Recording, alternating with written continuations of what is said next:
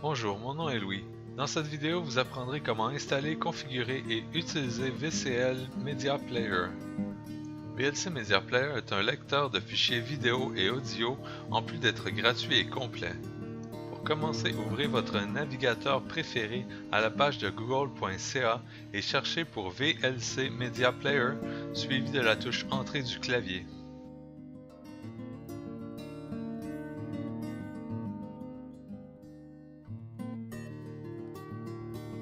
VLC contient plusieurs versions dont Windows, Mac OS X, Linux, Android et iOS.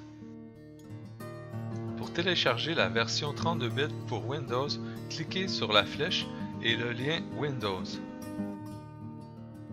Par contre, si vous avez un système 64 bits, cliquez sur Other Systems, ensuite sur le premier lien Windows. Vous aurez à nouveau le menu de téléchargement, cliquez sur la flèche, ensuite sur Installer for 64-bit version. Le téléchargement démarrera après quelques secondes ou cliquez sur le lien Click Here.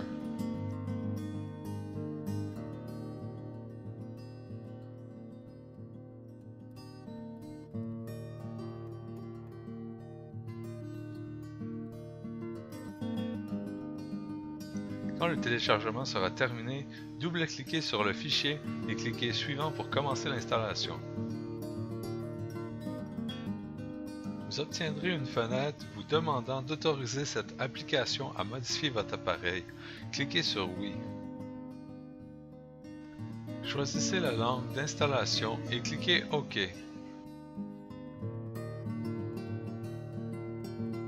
Cliquez Suivant pour commencer l'installation et cliquez à nouveau Suivant pour accepter la licence.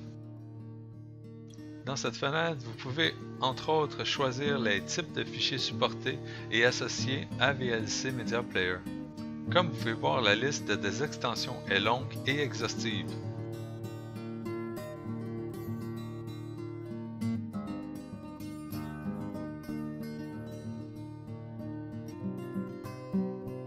Gardez les paramètres par défaut et cliquez Suivant.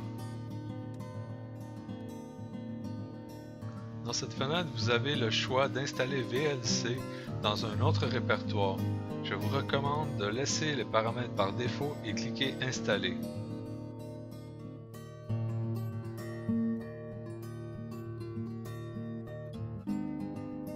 Décochez Lancer VCL Media Player et cliquez sur Fermer.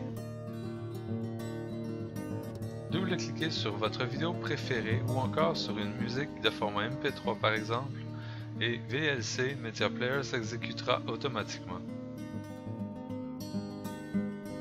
Voilà, vous êtes prêt à utiliser VLC Media Player à sa juste valeur et partir à la chasse aux vidéos.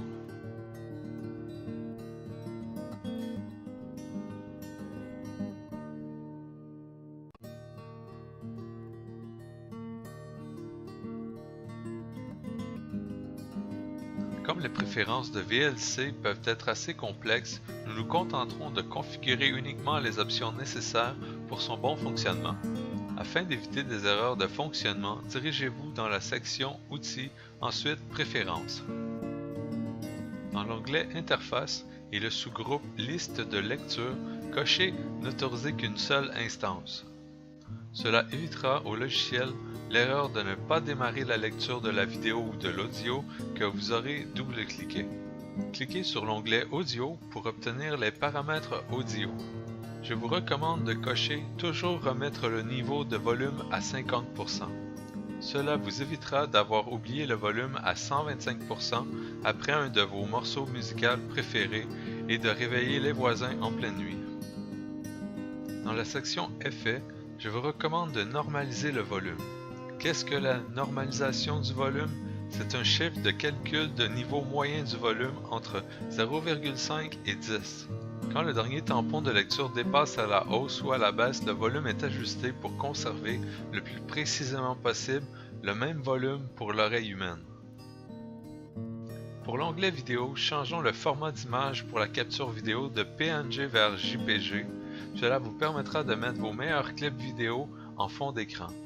N'oubliez pas de sélectionner le répertoire de sortie des images que vous capterez à l'aide du raccourci en appuyant simultanément sur Shift et S.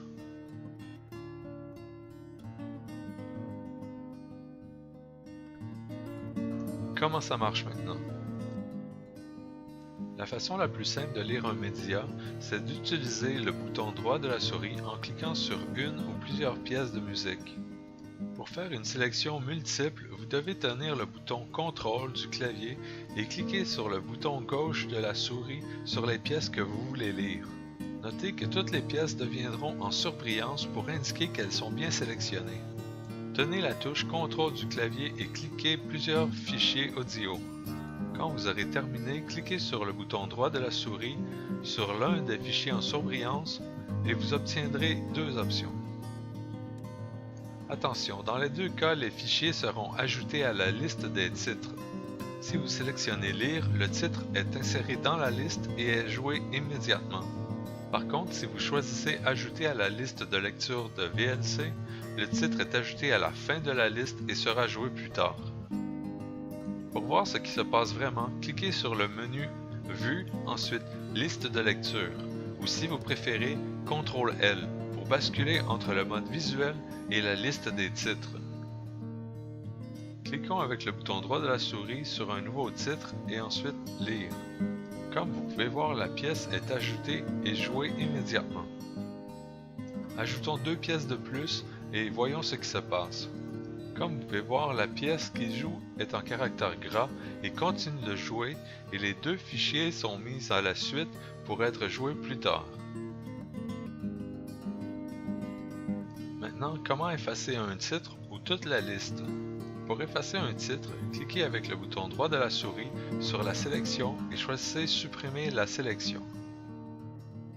Pour effacer tous les titres, cliquez avec le bouton droit de la souris dans le cadre d'affichage des titres et sélectionnez Effacer la liste de lecture.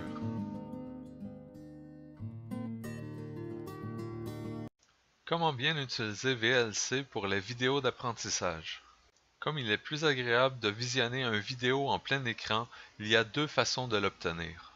Vous pouvez double-cliquer l'image avec le bouton gauche de la souris. Ou cliquez le bouton droit de la souris sur la vidéo et choisir le menu Vidéo, ensuite Plein écran. Notez que vous pouvez appuyer sur la touche F11 du clavier pour basculer en plein écran et cliquer à nouveau F11 pour revenir au mode normal. Afin de comprendre la signification des boutons, commençons en cliquant sur l'image avec le bouton droit de la souris. Pour faire jouer ou arrêter une vidéo, il y a trois façons. Le triangle qui pointe vers la droite signifie « Lire ». En fait, l'icône change en fonction de l'état du vidéo. Les deux barres verticales signifient « Pause ».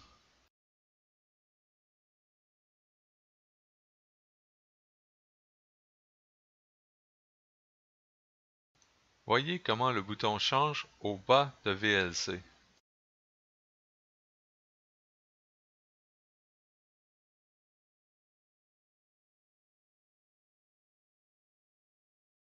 Une autre façon pour lire ou mettre sur pause, appuyez sur la touche espace du clavier.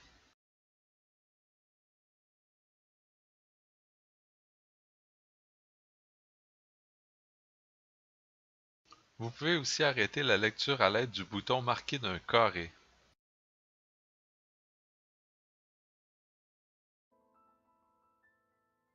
Pour les deux prochains boutons, ils ne fonctionneront seulement que si vous avez plus d'un titre dans la liste. Cela vous permet de faire jouer le titre précédent ou suivant.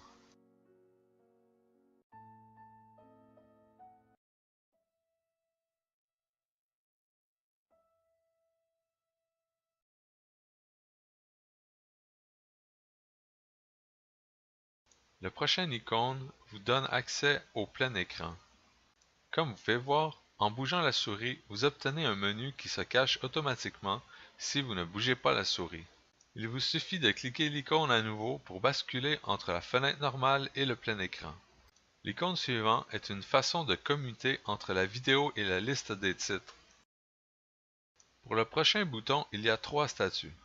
En cliquant ce bouton, il changera d'icône. Le premier, en gris, signifie une lecture normale des fichiers. Le second, en surbrillance, signifie que tous les titres seront joués en boucle sans arrêt. Le troisième, en surbrillance, signifie que le titre qui joue présentement sera répété en boucle sans arrêt. Le dernier bouton, c'est le mode aléatoire. La liste des titres sera jouée en désordre. La dernière option, c'est la vitesse de lecture. Cette option sera très utile quand vous écoutez une vidéo qui contient de l'information complexe. Ou même, à l'inverse, quand vous êtes pressé et que vous voulez accélérer le visionnement. Cliquez sur l'image de la vidéo avec le bouton droit de la souris et sélectionnez Lecture, suivi du menu Vitesse.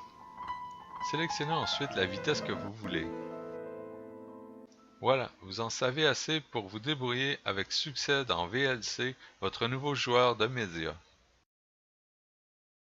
Si vous avez aimé cette vidéo et que vous en voulez plus, inscrivez-vous à ma chaîne YouTube pour poser vos questions. Merci et à bientôt.